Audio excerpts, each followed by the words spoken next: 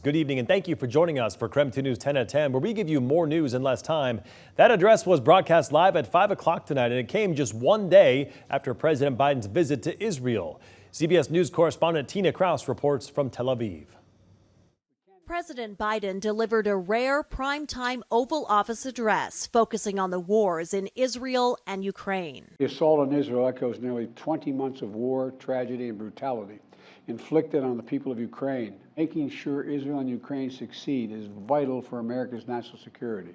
As the president prepares to ask Congress for billions of dollars in military assistance for both countries, he stressed the need to keep money flowing to the U.S. allies. The president's plea comes the day after his 7-hour visit to Israel. In Israel, I saw people who are strong, determined, resilient, and also angry, in shock and in deep, deep pain.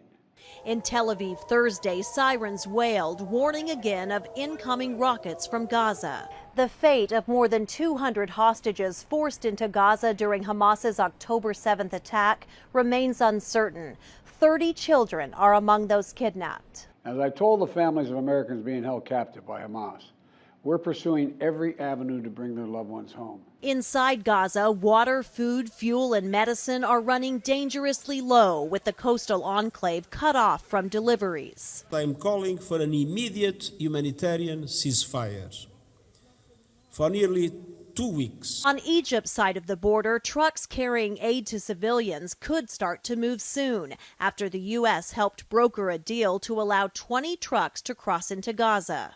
Israeli Prime Minister Benjamin Netanyahu rallied forces ahead of an expected ground invasion, telling troops, "We're going to win with full force. Are you ready?" Yeah! Yes, they shouted back. Tina Kraus, CBS News, Tel Aviv.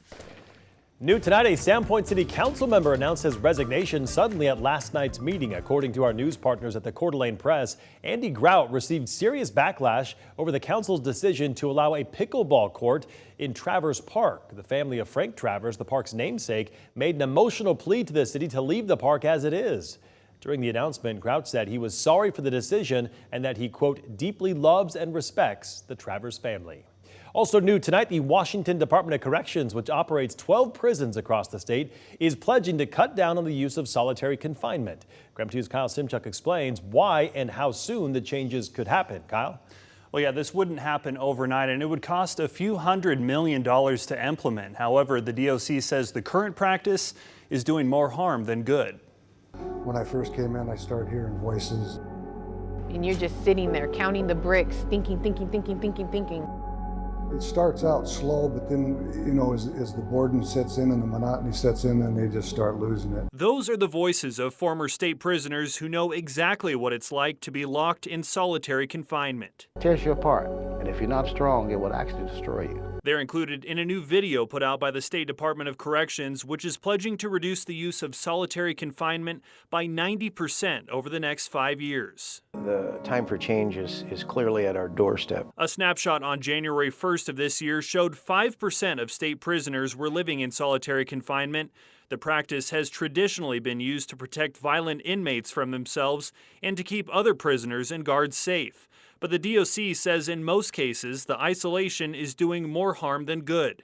Inmates without human contact for 23 hours each day become even more aggressive and can develop mental health issues, which last long after their release back into society, according to DOC. The Department of Corrections says it also wants to set a national standard, giving every prisoner at least 4 hours of out-of-cell time per day. Solitary confinement would still be an option for the most violent prisoners and high-profile inmates who could be targeted if released into the general population.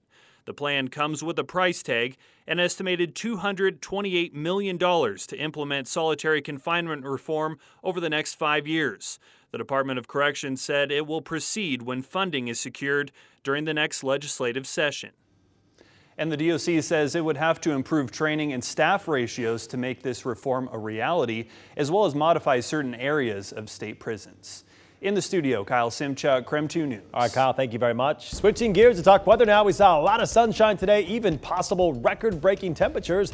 Let's get straight to KREM 2's Tom Sherry tonight. Tom, did we break a record today? Absolutely. Record high today of 76 degrees. It breaks the previous record high of 73. That was set back in 1921. We'll get one more beautiful day on Friday. Saturday's a bit of a transition day, and then by Sunday, look for rain to develop, and a lot of that rain is going to stick around through much of next week, and our temperatures are going to get much cooler. Right now, we're at 60 degrees, as you can see. Not much in the wind department, just out of the southeast at 7 miles per hour. We'll shoot for highs in the low 70s on Friday, increasing clouds Saturday, but still warm at 69. Look for rain on your Sunday and a daytime high of 61.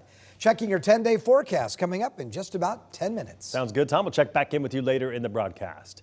Now to our night beat with a quick look at the day's top stories. The state of Washington has been ordered to pay more than $4 million in legal fees following an 8-year legal battle with Value Village. Washington Attorney General Bob Ferguson started investigating the company back in 2014, claiming the store's marketing practices were deceptive.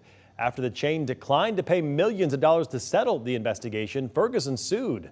But Tuesday, a King County judge sided with Value Village and ordered the state to pay $4.2 million in legal fees for what he called a needless lawsuit.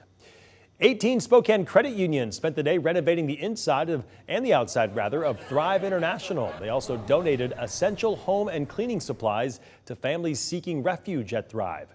The director of development at Thrive says the credit unions were able to raise $40,000 to help pay for the renovation.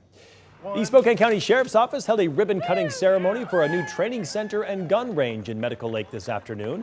This indoor firing range consists of 21 lanes, video training simulators, and a 50-foot concrete tower for helicopter rescues. Spokane County Sheriff John Knowles spoke about the new space.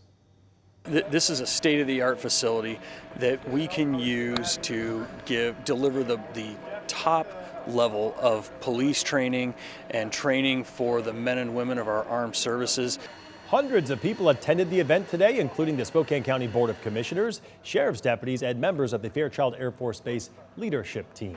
And that was your Night Beat. To learn more about any of these stories, just head to our website. That's KREM.com.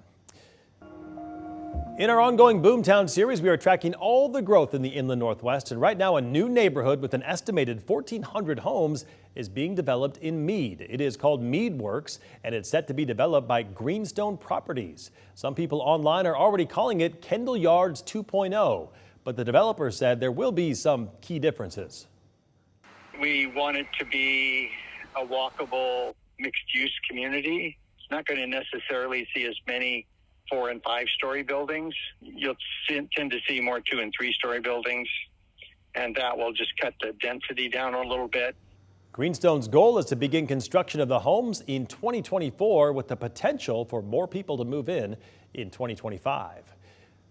Well, the KREM Cares team is inviting everyone to join in with our Treats to Troops campaign. October 31st is our final day for our KREM Cares campaign, and we need your help to make sure our deployed military members from Fairchild Air Force Base get a holiday package this season. So here's how you can help. You can drop off items like holiday cards, snacks, or small toys at any area Washington Trust Bank branch during normal business hours.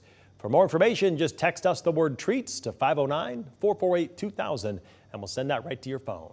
And that was your KREM 2 News 10 at 10, where you get more news in less time.